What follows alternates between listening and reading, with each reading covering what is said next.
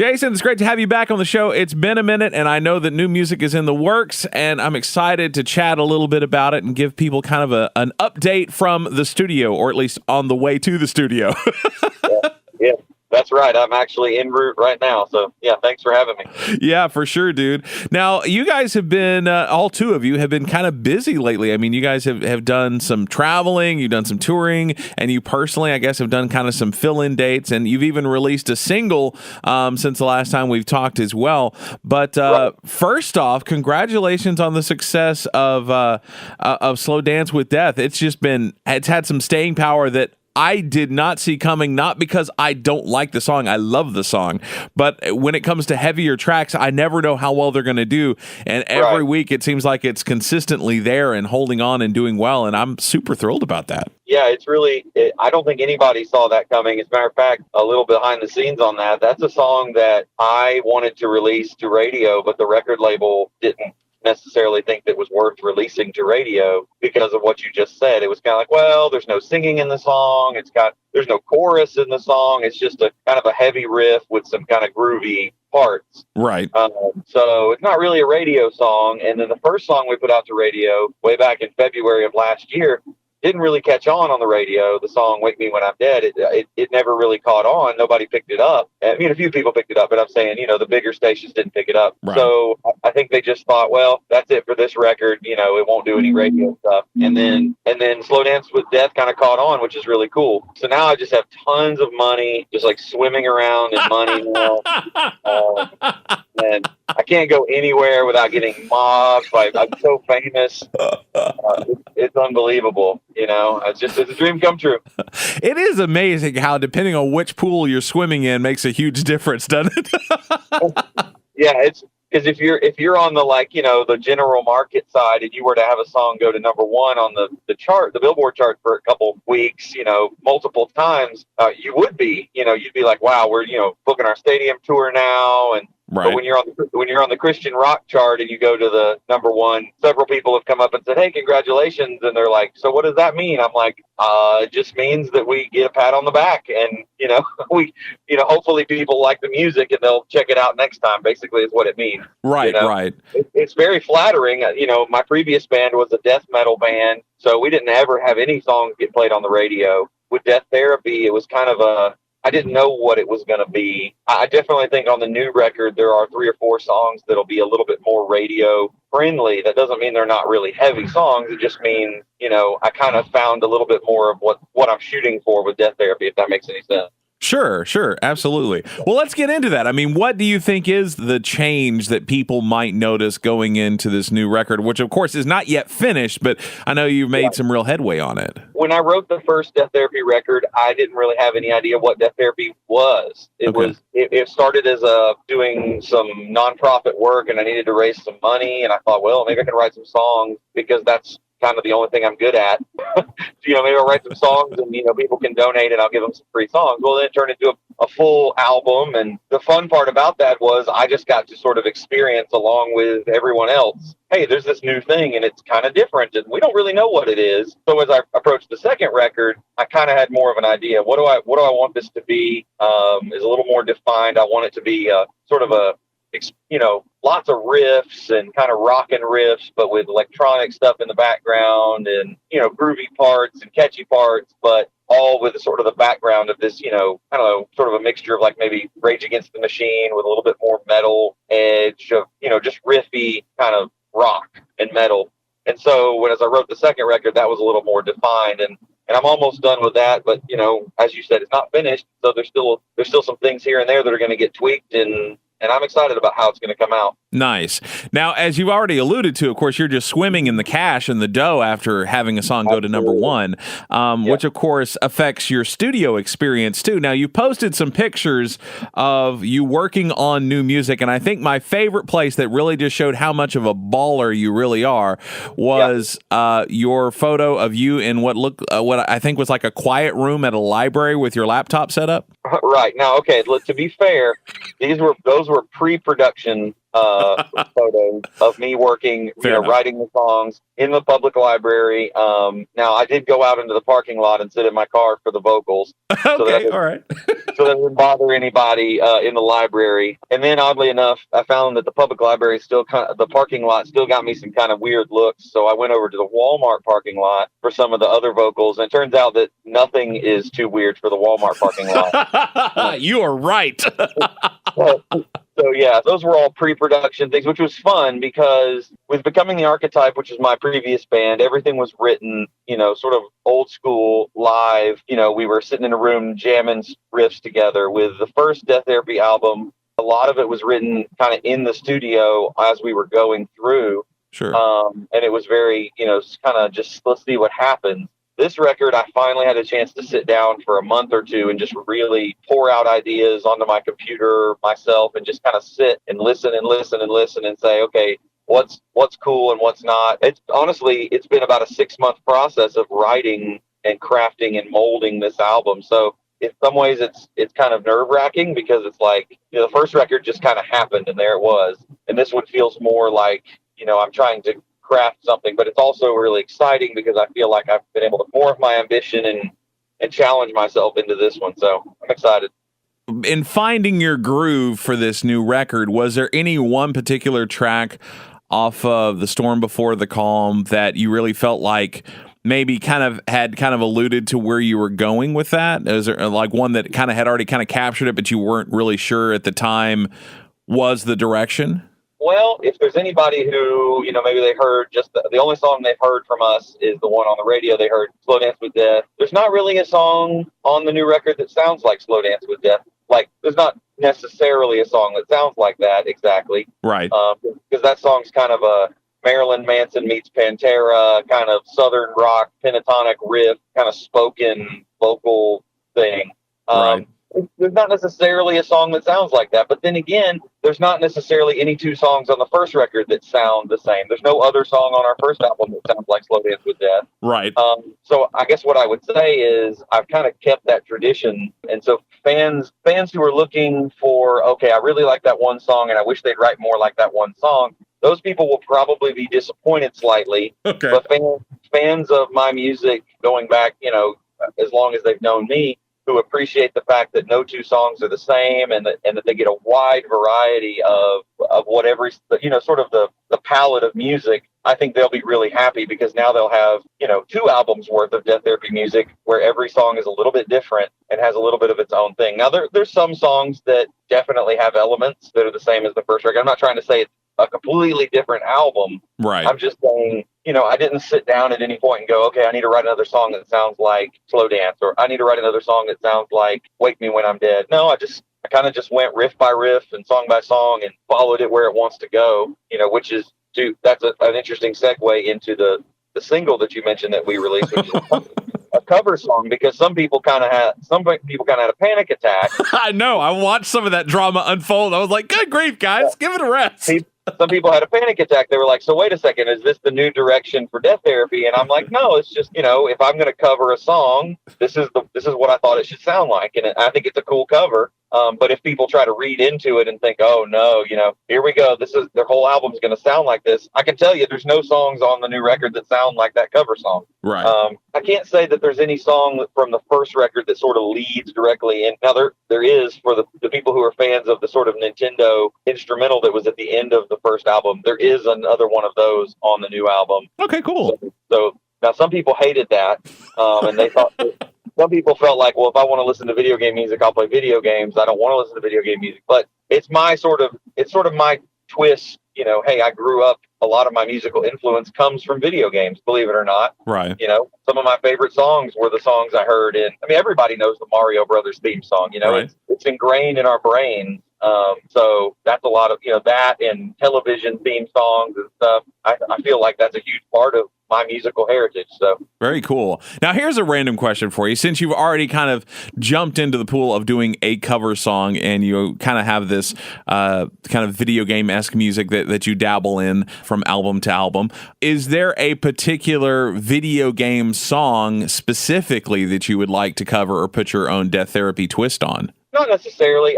So that's another thing that some people misunderstood. I think some people thought that those songs, there's two instrumentals on the first record. I think some people thought those were cover songs. Right. That I had just sort of picked some video game music and covered it. Those were original songs that I wrote that I just wanted to sound more like video game. And I think that's the best way that I'm, probably going to keep going about it if I keep doing that is I just want to write my own sort of tributes to, hey, maybe this sounds a little bit like Mega Man or this sounds a little bit like Castlevania. I don't think I would actually want to cover any of those songs. Now, I like covering lots of music. That's one thing that if you're a person like me who's been in the music industry for 15 years only playing original music, doing a cover song every once in a while is kind of fun, actually. It's almost viewed as like a taboo, I guess, amongst original music artists to think, right. Oh, we don't want to be those, cover bands, and playing in bars and playing other people's music. And it's like, but some of that's fun. And actually those guys make a whole lot more money than we do, right. on a weekly basis. So, I've got nothing against doing cover music, but 99.99% of my career has been original music, and I'm blessed to be able to do that. So nice. Well, aside from the drama of you covering Gnarls Barkley's song "Crazy," was there a specific reason that song jumped out at you as one to do? Yeah, well, so that song I felt like when it came out originally had this unique sort of appeal that crossed over boundaries of the genre. It was a song that you didn't have to be a fan of Gnarls Barkley or CeeLo or hip hop or R&B. I think a lot of people just liked it because, hey, it's a groovy song. It's got a catchy hook. Mm-hmm. It was sort of a sensational song, but also it's kind of a cool, like the lyrics I felt like kind of got lost in the fact that it was a kind of a poppy song. And so when I heard it, even way back when it came out, I had this idea. This is when I was in the other band. I said, hey, we should cover that song. It just didn't really work for that band. Right.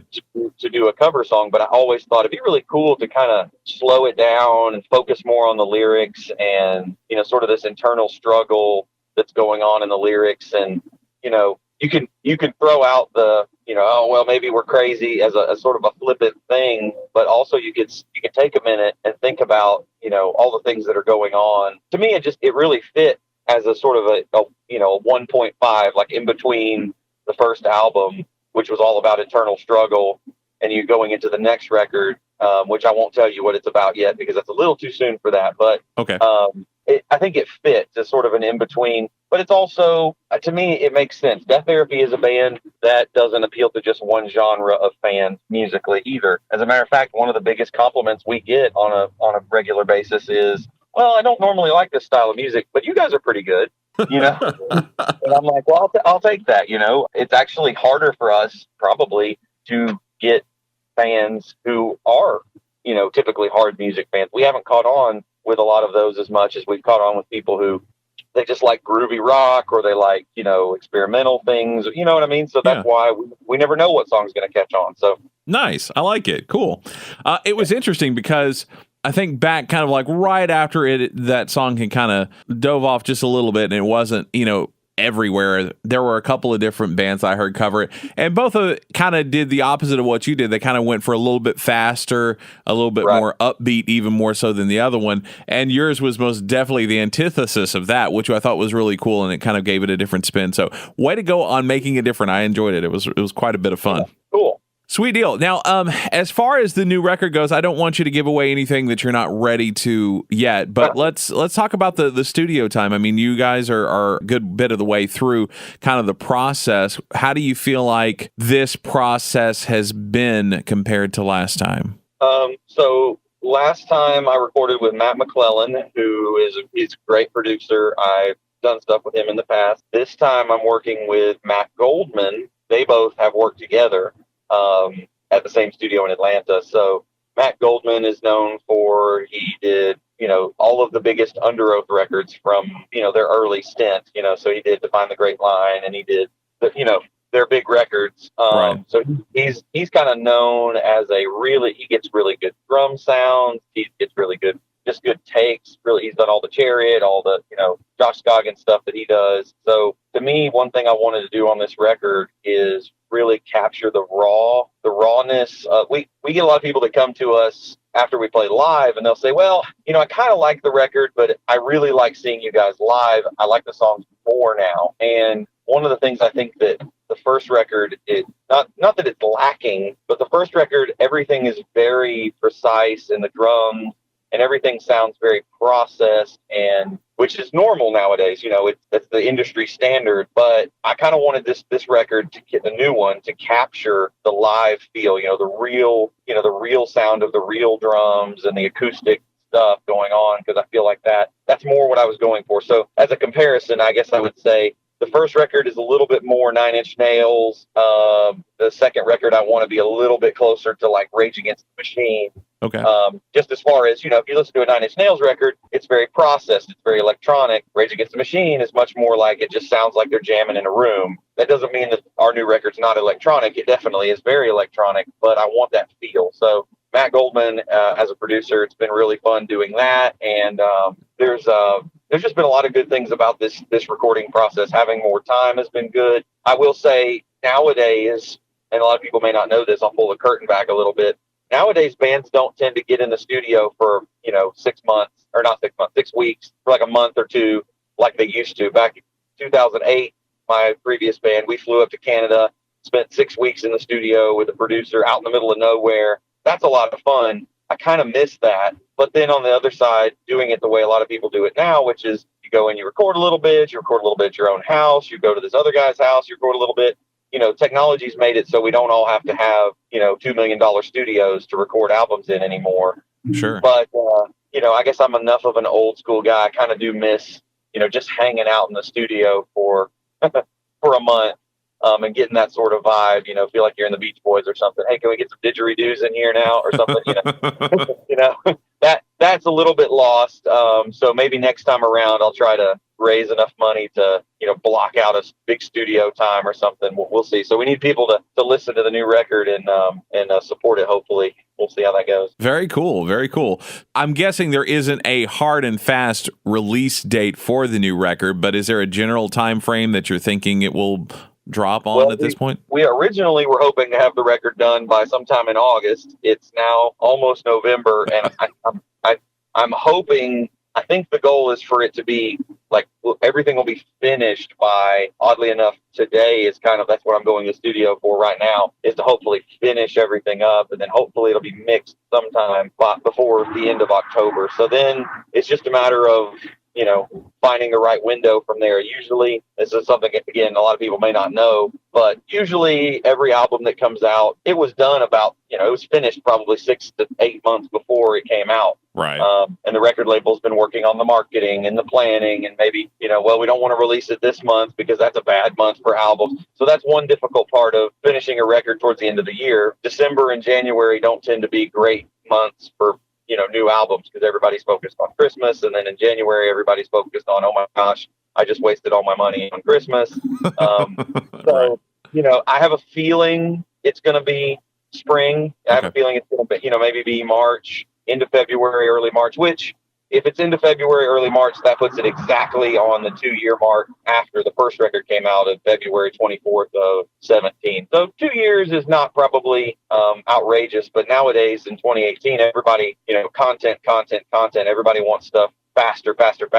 So hopefully we'll get some singles out to radio and things like that, potentially even before the end of the year, to kind of hold people over for the new album. Very cool, man. I like that. Sweet deal. Well, as far as kind of, I guess, mining for just one specific thing about the new record, is there any one thing or one moment that you think is going to be part of the next album that you're most excited about?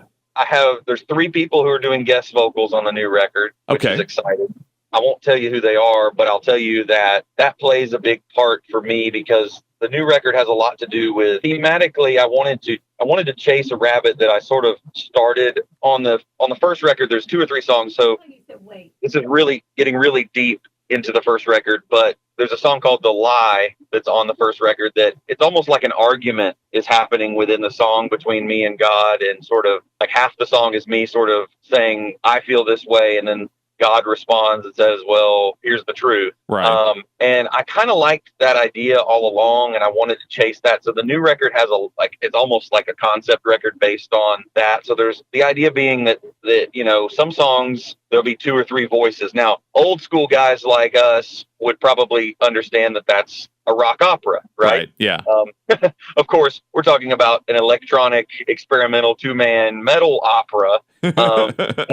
And there's not like actual characters. There's not going to be a booklet in the CD booklet that says, this is the voice of this character. But my point is, I think these moments with these guest vocalists coming in and sort of offering not only their physical voice, but also being that voice within the song that speaks a certain truth or response to what else is going in the song. I think that's going to be really special. I mean, I know it is to me, and I hope people will dig deep enough to understand that that's what's going on. I hope they won't just sort of hear the first half of the song and go, oh wow, this sounds kind of dark or sad or depressing. I don't get it, and they'll listen through and understand that there's a sort of an adventure or a journey is what I'm saying. A journey that every song and the whole album takes you on. I'm kind of a sucker for that. My favorite albums are always the ones that, you want to listen from the first song to the last song without skipping any tracks. And it takes you on a journey the whole way. And I'm not trying to say that that's not normal anymore. I just don't feel like I don't feel like people are writing albums like that because the market wants singles. The market wants, give me 3.5 minutes of, something catchy. Mm-hmm. And my heart always still is for, I want to give people 45 minutes of, a journey that they can go on that, they might really be challenged by. And when it's over, they, maybe even have a feeling in the pit of their stomach, like, oof, oh, wow, that was thick. I need to go back and try to digest that. That, by the way, just the part I tagged in there at the end, this record is longer than the first record. So some people will be really happy with that. The first record was very minimal, like about 32 minutes long. I think that's about as short as you can have a full length album. This one's going to be more like 45 minutes long. So I'm excited about that. Very cool, man. I like that. Fantastic. Well, we'll look forward to that. I know that there are a lot of fans who are very anxious to hear it, especially those who freaked out about your cover song of Crazy. Yeah, I'll say this. I played some demos for some people, just casually here and there, and some of the people I played it for were like, oh, wow, this is way heavier than anything you've ever done. I even had some people joke and they're like, well, this is almost more like metalcore, particular songs here and there. My point is people who are afraid that Death Therapy is just, going to become a synth pop band doing Gnarls Barkley covers, definitely don't have anything to fear. If anything, if they were kind of hoping that I would do some more metal, do some more epic, do some more really heavy riffy stuff, and they wish there was more of that, well, then they're going to be really happy with the new record. Very cool. But yeah, so cool. I like it, man. I like it. Well, I don't remember if I asked you this the last time because it's been a minute since we talked. But I've also found that this answer does tend to change from interview to interview. But having been the lead singer of your current band, and of course having been in Becoming the Archetype, and just playing some really heavy music and touring the world, and just being part of the culture like you have been, Jason, despite all that, what is the most un-rock and roll thing about you? Well, okay. I could say something cliche about the fact that I'm a father of 2 and I do lots of, hashtag dad things nowadays because I have a 3-year-old daughter and a 6-year-old son, but that's not unmetal. That's just sort of, my phase of life. I would say probably the most unmetal thing about me is that I love golf. I played golf in college. I played golf in high school. I actually coached the golf team for a while when I was working at a high school, and I love golf. Now I can't afford to play golf anymore because I'm hashtag adult life, right. And also I play in a band, so I don't have any money. This joke about me rolling in money and rolling in dough is more like rolling in debt to make music, but yeah, that's probably the most now. But see, golf clubs are made out of metal, so I think that's pretty metal, actually. And Alice Cooper plays golf. He's pretty metal. Agreed. That's awesome. And he's a Christian now, as I understand, which is kind of crazy. But anyway. Yeah, with you there, man. That's fun. And as a matter of fact, I don't. This is not for everybody who's listening to this show, so take this with the grain of salt that you need to. If you think this is not for you, it's probably not. But Alice Cooper's new live record that he just dropped is really good. Yeah. Well, I think, I guess here's the thing. One thing that got lost, this is just an aside, is this for Sure. free? One thing that got lost, I feel like, after the 80s was the showmanship. I feel like there was sort of like, hey, arena rock is awesome, but then bands like Nirvana and Pantera, which I love, those bands that kind of came in and tore down all of that, the big hair and everything's produced and perfect. And one of the things I'm excited to see coming back is sort of the showmanship a little bit. Bands like, even as much as some people may say they don't like it, bands like Asking Alexandria and Bring Me the Horizon and Ghost and other bands like that are kind of going almost more for like a big arena rock sound with a big show and everything. And it makes me excited. I'm a kind of a sucker for the show, and for the entertainment value. I'm always going to be, putting the music first, but yeah, I've done my time playing in little, in people's basements, and I probably will do that many, many more times over the next few years touring. But I hope to take Death Therapy to a place where we can really put on a big show for people and make it more of a full experience eventually. So I'm glad to see that kind of making a comeback currently. So Very cool, man. I like it. Sweet deal. Awesome, dude. Have fun in the studio. Good luck with the rest of the record, and we'll talk at you soon, man.